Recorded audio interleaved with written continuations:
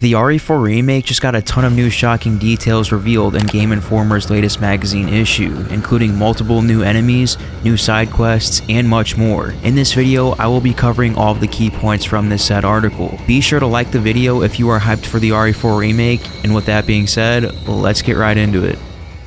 Now, the first interesting detail I found was that Capcom originally didn't plan on remaking RE4. They stated that the bar is just set so high. Among the RE series and even games in general, the original RE4 has become a legend. They knew that it would be difficult to successfully remake it, and if we made one mistake with any updates we made, we would anger its fans. Capcom then says that the story has a few new twists that they won't specify, but is mainly faithful to the original. The remake will have 6 different control schemes to choose from, with one of them being styled after the 2005 configuration for fans seeking a more familiar experience. The first house is a lot bigger and includes many more items to uncover, including ammo, hidden herbs, and locks that require keys. With the first cabin having locked doors, it leads me to believe that there will be some backtracking incorporated in this game that can lead to great treasures. From there, we have a small caption for the merchant that tells us we can buy and sell weapons, trade jewels for items such as treasure maps, yellow herbs, special weapons, and it also tells us that the player will visit the merchant to turn in side quests, which is something I did not expect, but I'm very happy to see it implemented in the remake. Next, it says that enemies with a broken neck is a sign that a Ganado is in the later stage of infection. That means that the enemy is not only stronger, but you're more likely to see it perform its signature trick, which is the ability to eject a mass of pulsating flesh tentacles from the neck that can eviscerate Leon with their scythe-like appendages. Then it brings up the quick select menu, which gives you the option to instantly swap out 8 different weapons.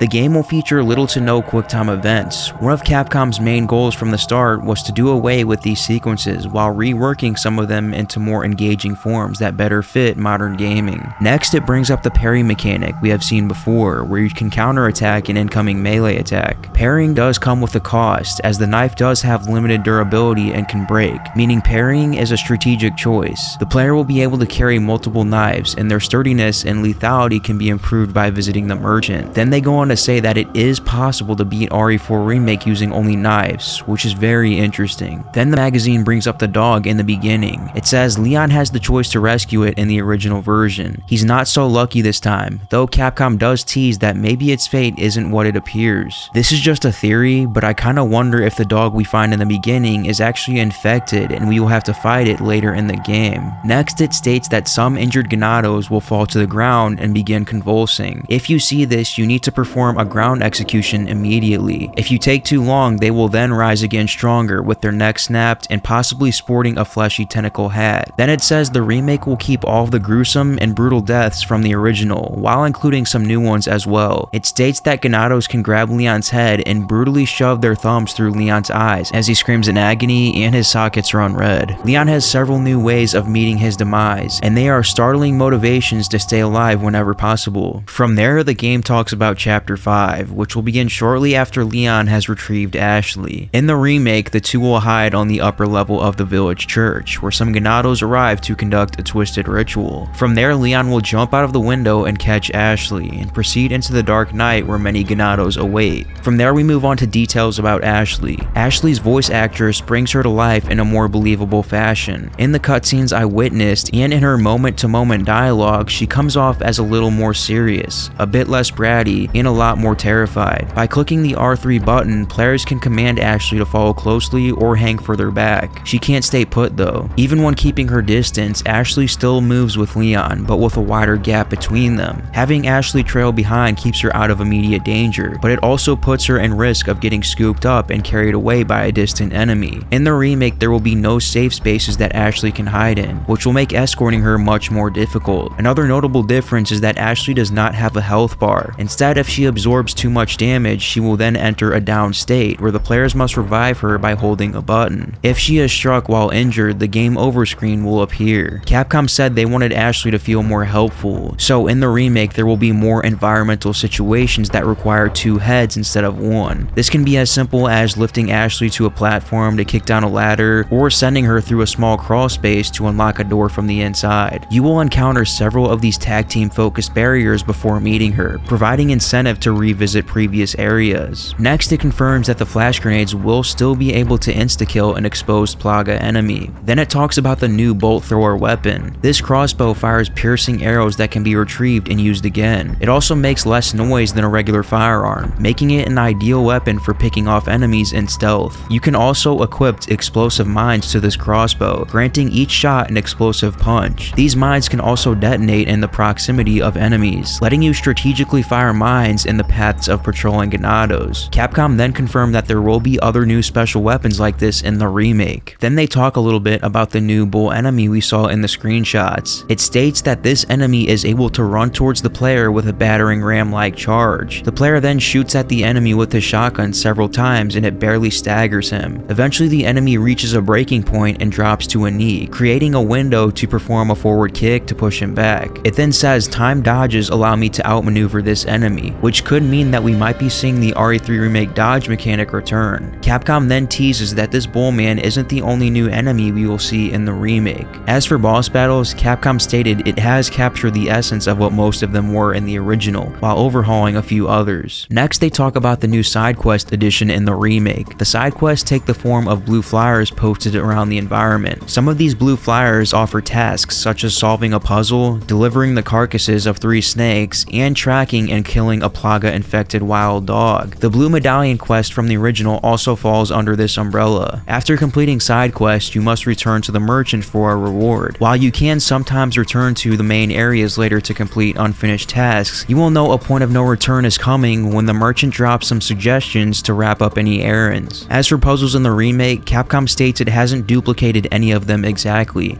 but they will reappear in spirit. Then it says exploring this larger area of the village reveals various new routes, interior or otherwise, giving the player plenty of options for progression and uncovering extra treasures. That also includes new lore notes that expand the supporting characters' backstories. Capcom says that Salazar in specific has a lot more background to be revealed. The many new paths allow for new approaches for traversing through areas. An example the magazine mentioned of this is an underground passage under the village, which could be this area here that we saw in the first village gameplay. From there we move on to details about the cabin fight. This sequence will play out very similar to the original, but with a few tweaks. In the remake you can barricade windows using nearby planks, just like in the RE2 remake when the player could use planks to cover a window in the police station. Capcom says Luis also behaves more intelligently and is a more capable ally. The playtester talks about an instance where they downed an enemy with a headshot, and Luis quickly rushed over to stab them before the enemy could rise again. The playtester states that he has a similar quick response time throughout the battle, and they feel like they're splitting the work with a real partner this time. And lastly, we have a small caption for the weapon storage case, and it states that you can now equip different cases that, in addition to featuring cosmetic flourishes, grant different perks such as increased ammo drops. And there you have it, that was all the new details revealed in the latest issue of Game Informer magazine. Thanks for watching, and I'll see you next time.